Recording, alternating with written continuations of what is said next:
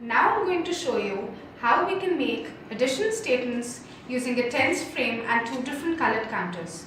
For this purpose, I will begin with placing one color counters 1, 2, 3, 4, 5, 6, 7, 8, 9 and one counter of different color.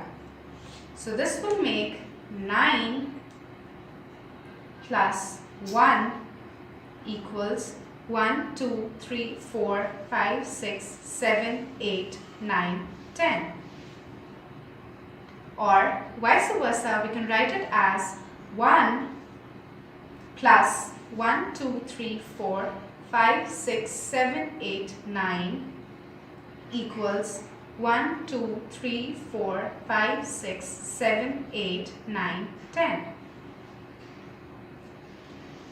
Repeating the same procedure, now we're going to replace an orange counter with a green one.